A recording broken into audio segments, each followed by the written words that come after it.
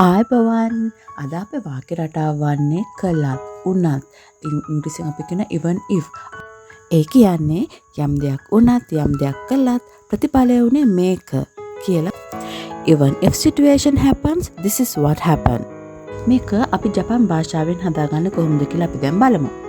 ජපාන් භාෂාවේදී මේ සඳහා තෙමෝ එහෙම නැත්නම් දෙමෝ කියන වචන දෙක භාවිතා කරනවා. අපි දැන් බලමු ක්‍රියාපද වලින් මේ වාක්‍ය රටාව හදාගන්න විදිය. ක්‍රියාපදයේ තේ ආකෘතිය අරගෙන ඒකට එකතු කරනවා මෝ.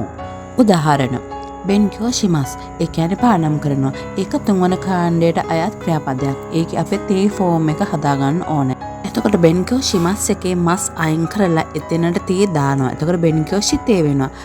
බෙන්කියෝ ශිතේ ප්ලස් මෝ බෙන්කියෝ ශිතේ මෝ. ඒ කියන්නේ පාඩම් කළා උනත් පාඩම් කරනවා උනත්. තවත් උදාහරණයක් ගමු. කන් ගයේ මස්. කන් ගයේ මස් කියන්නේ හිතෙනවා. මේක දෙවන කාණ්ඩයට අයත් ක්‍රියාපදයක්. ඒකෙත් මස් කොටස අයින් කරලා එතෙන්ට තේ දානවා. එතකොට එනවා කන් ගයේ තේ. කන් ගයේ තේ ප්ලස් මෝ කන් ගයේ තේ මෝ. ඒ කියන්නේ සිතනවා උනත් හිතුවා උනත්. තොෂියෝ තොරිමස්. ඒ කියන්නේ වයසයි. grow old. තොෂියෝ තොරිමස් කියන්නේ පළවෙනි කාණ්ඩයටත් ක්‍රියාපදයක්. ඒකේ තේ ආකෘතිය වන්නේ තොෂියෝ තොත්තේ. තොෂියෝ තොත්තේ ප්ලස් මෝ තොෂියෝ තොත්තේ මෝ. වයසයි උනත් even if grow old.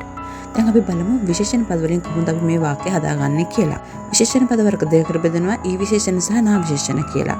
ඊ විශේෂණ පදවල අවසානයේ එන ඊ අකුර අයින් කරලා එතනට කුතේ දාලා එකතු කරනවා මෝ. උදාහරණ යසුයි. යසුයි කියන්නේ ලාභයි.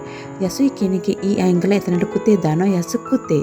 යසු කුතේ එකට එකතු කරනවා මෝ. යසු කුතේ මෝ. ලාභ උනා. තවත් උදාහරණයක් ගමු. තකයි. තකයි කියන්නේ මෙලාදික. තකයි එකේ ඊ අකුර අයින් කරලා එතනට කුතේ දානවා. තක කුතේ. තක කුතේ ප්ලස් මෝ තක කුතේ මෝ. මිල අධික උනත්. දැන් අපි බලමු නා විශේෂණ පද වලින් කොහොමද මේ වාක්‍ය රටාව හදාගන්නේ කියලා. නා විශේෂණ පදයේ අකට දේ එකතු කරලා ඒකට මෝ එකතු කරනවා.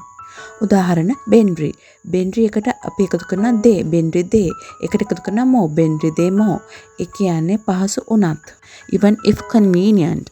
තවත් උදාහරණයක් බලමු. යසුමි විවේක. ඒ කියන්නේ නිවාඩු. යසුමි කිය අවසානයේට දේ දානවා යසුමි දේ. එකතු කරන මෝ යසුමි දේ මෝ. ඒ කියන්නේ විවේකී උනත්. නිවාඩු උනත්. නාමපද. අපි ගමු අමේ. අමේ කියන්නේ වැස්ස. අමේ එකට එකතු කරනවා දෙමෝ. අමේ දෙමෝ වැස්සා වුණා. අපි දැන් බලමු උදාහරණ වාක්‍ය ටිකක්. මම පාඩම් කරා වුණත් මට තේරෙන්නේ නැහැ. Even if I study, I won't understand. වතාෂි වා බෙන්කියෝ සිතේ මෝ වකරිමාසෙන්. එක ලාභ වුණත් මම කැමති නැහැ group tour වලට. Even if they are cheap, I don't like group tours. යසුකුතේ මෝ වතාෂි වා group රියකෝ ගා සුකිජානයි. Even if they handy, I won't buy smartphones. එක කොච්චර පහසු වුණත් handy වුණත් මම smartphones ගන්නේ නැහැ.